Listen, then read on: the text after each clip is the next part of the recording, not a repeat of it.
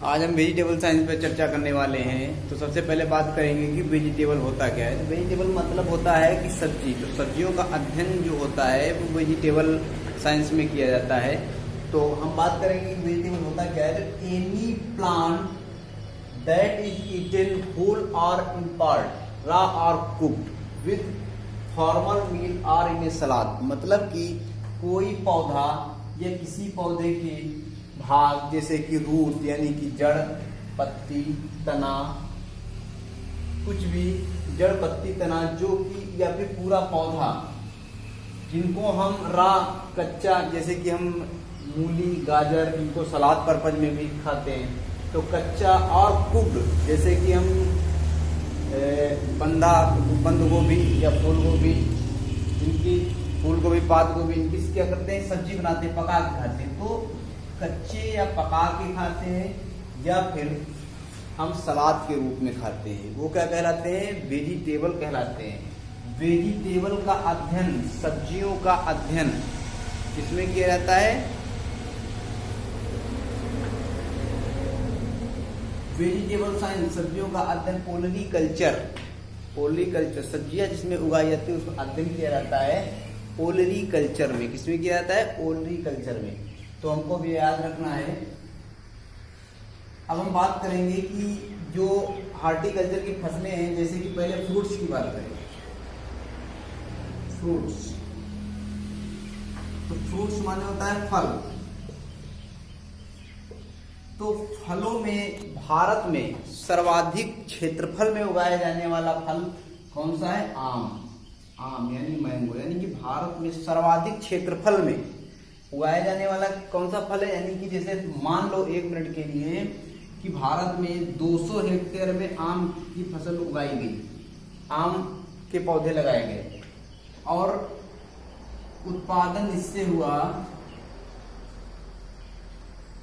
500 quintal.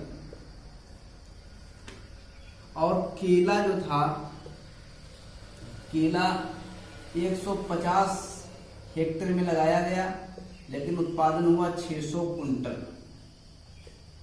तो अब प्रश्न अगर पूछा जाए कि भारत में सर्वाधिक क्षेत्रफल में उगाई जाने वाली फसल है या फल है तो आम, लेकिन भारत में सर्वाधिक उत्पादित होने वाला फल है, यानी सर्वाधिक उत्पादन किस फल का होता है, तो वो केला, याद रखना है।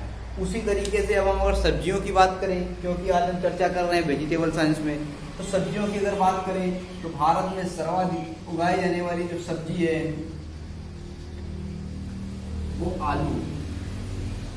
आलू जो है वो क्षेत्रफल, भारत में सर्वाधिक क्षेत्रफल में उगाई जाने वाली सब्जी आलू एवं सर्वाधिक उत्पादित होने वाली भी आलू। तो यानी कि भारत में सर्वाधिक क्षेत्रफल में उगाई जाने वाली सब्जी कौन सी है, आलू। सर्वाधिक उत्पादित होने वाली सब्जी आलू। जबकि आम के केस यानी कि फलों के केस में सर्वाधिक क्षेत्रफल में उगाया जाने वाला आम और उत्पादन में केला। उसी तरीके से मसालों की अगर हम बात करें तो मसालों में भी सब्जी की तरह मिर्च जो है, मिर्च का क्षेत्रफल एवं उत्पादन दोनों में भारत में प्रथम स्थान है। यानी भारत में सर्वाधिक उगाई जाने वाली मसाला वर्गीय फसल कौन सी है, मिर्च है। सर्वाधिक उत्पादन में भी नंबर 1 कौन है, मिर्च है।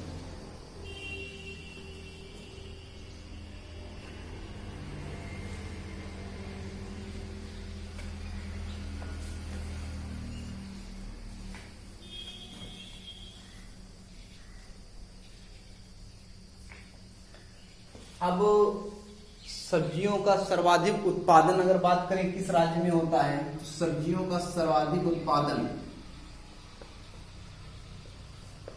सब्जियों का सर्वाधिक उत्पादन करने वाला राज्य कौन सा है, यानी highest vegetable producing state in India कौन है, पश्चिम बंगाल। पश्चिम बंगाल यानी वेस्ट बंगाल। भारत में सर्वाधिक उत्पादन सब्जी का कौन करता है? वेस्ट बंगाल। लेकिन सब्जी की सर्वाधिक उत्पादकता, सब्जी की सर्वाधिक उत्पादकता वाला राज्य कौन सा है? तमिलनाडु। ये सब चीजें आपको याद रखनी है, इससे फुटकर क्वेश्चन जो जनरल एग्रीकल्चर के अंतर्गत इससे प्रश्न पूछे जा सकते हैं।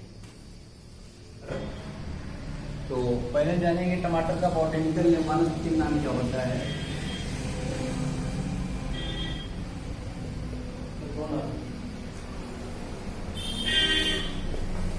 टमाटर का वानस्पतिक नाम, टमाटर का वानस्पतिक नाम लाइकोपर्सिकान एस्कुलेंटम।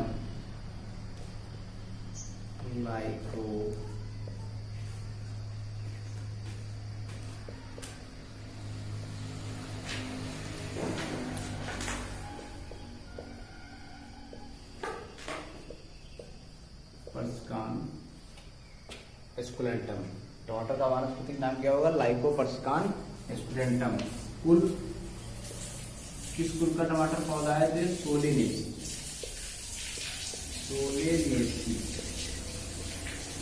फल का प्रकार, इसके टमाटर के फल का प्रकार क्या होता है? फल का प्रकार, टमाटर के फल का प्रकार बेरी होता है। जो जिस फल में एक से अधिक बीज पाए जाएं, उसको फल का प्रकार मोस्टली क्या होता है? बेरी।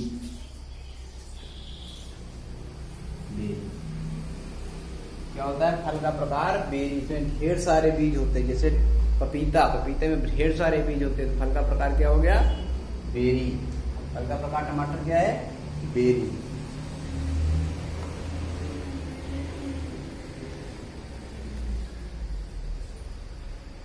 टमाटर का उत्पत्ति स्थान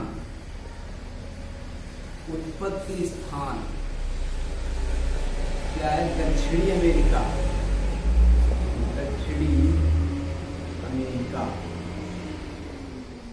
अब कभी कभी हो सकता है दक्षिणी अमेरिका ऑप्शन में ही ना है, जैसे कि हमने बताया था कि गेहूं के केस में या फिर चने के केस में चने का जन्म स्थान क्या था? दक्षिणी पश्चिमी एशिया। लेकिन जब देश की बात करेगा दक्षिणी पश्चिमी एशिया में बहुत सारे देश आते हैं, लेकिन पर्टिकुलर जगह की बात करेगा तो अफगानिस्तान। उसी तरीके से जो उत्पत्ति स्थान टमाटर का है ये तो दक्षिणी अमेरिका हो गया, लेकिन इसमें अगर एक पर्टिकुलर देश देगा ऑप्शन में तो पेरू। क्या होगा?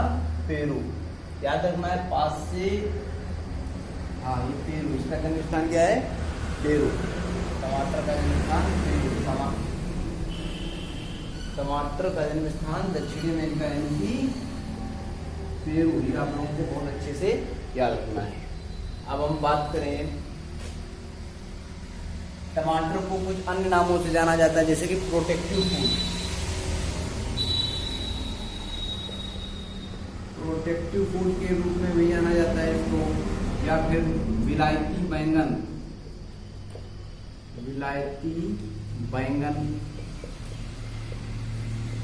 गरीबों का संतरा।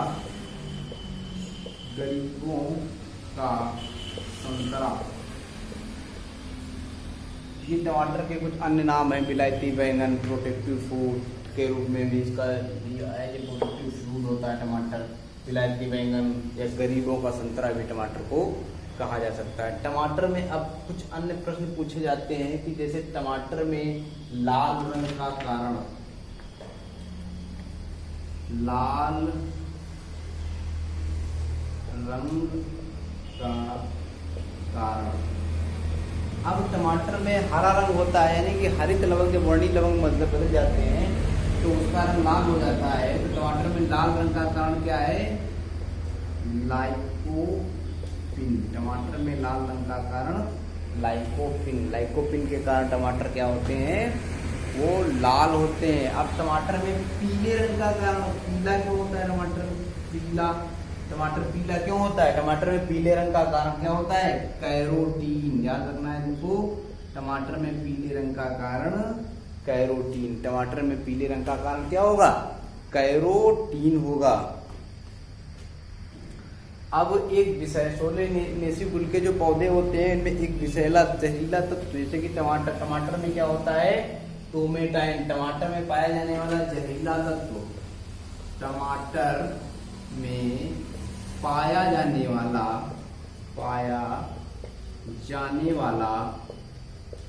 जहरीला तत्व क्या है, टोमेटाइन। टमाटर में कौन सा जहरीला तत्व पाया जाता है, टोमेटाइन। आप लोगों को याद रखना है टमाटर में कौन सा जहरीला तत्व पाया जाता है, टोमेटाइन।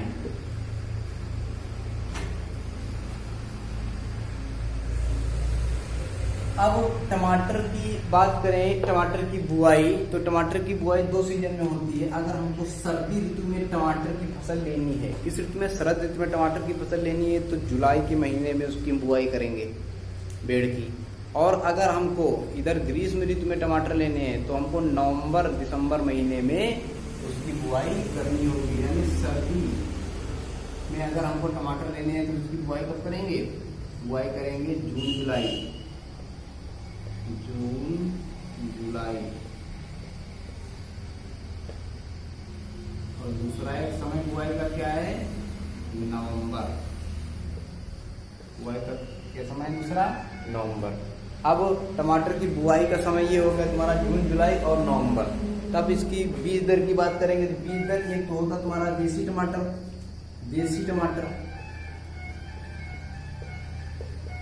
और एक होता है क्या, संकर या हाइब्रिड। तो देसी टमाटर जो होगा तो उसकी बीज दर होती लगभग 400 ग्राम प्रति हेक्टेयर। नर्सरी में कितना लगेगा, 400 ग्राम 1 हेक्टेयर में टमाटर लगाने के नर्सरी में, जबकि हाइब्रिड 150 ग्राम प्रति हेक्टेयर बीज की आवश्यकता होती है टमाटर की। और इसकी स्पेसिंग की बात करें तो इनडिटरमिनेट, अपरिमित वृद्धि वाली जो होती हैं, जो बाउंड ऊपर चली जाती है, उन्हें रस्सी बांध के जो है बांस पे वो कर दिया जाता है। तो अगर उनकी बात किया जाए तो 90 सेंटीमीटर तक की उनकी पंक्ति से पंक्ति के बीच की दूरी रखेंगे। अब टमाटर के जो बीज बोए जाते हैं तो उनको 2,4-D से उपचारित करके बोना चाहिए। 2 से 5 ppm as a hormone 2,4-D से उपचारित करना चाहिए। ठीक है।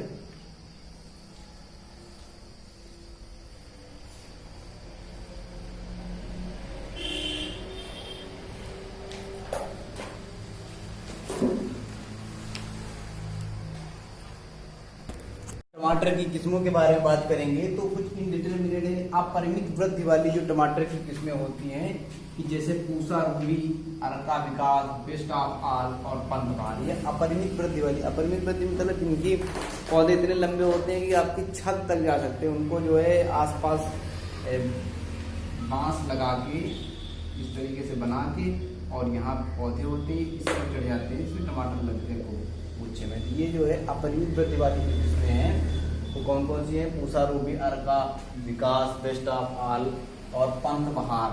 और जैसे अन्य किस्मों की अगर हम बात करें तो सूखा या अधिक तापमान सहनशील, तापमान सहनशील,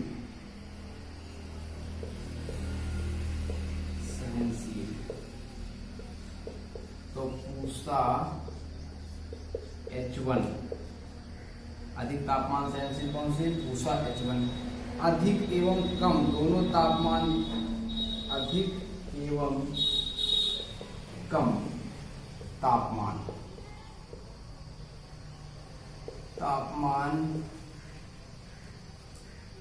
सहनशील, ये कौन सी है, पूसा सदाबहार। कौन सी, पूसा सदाबहार। अधिक एवं कम दोनों तापमान के प्रति सहनशील कौन सी है, पूसा सदाबहार।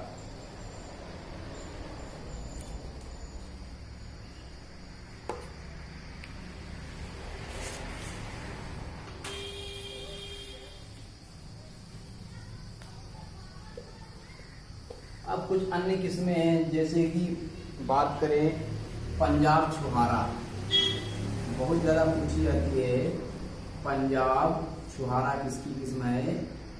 तो पंजाब छुहारा जो है, पंजाब छुहारा ये टमाटर की किस्म है। किसकी किस्म है? टमाटर की। आपको याद रखना है फायर बॉल, फायर बॉल ये भी किसकी है? टमाटर की। पंजाब छुहारा है, फायर बॉल हो गई, ये सब किस्में किसकी हैं? टमाटर की। आप लोगों को याद रखना अच्छे तरीके से।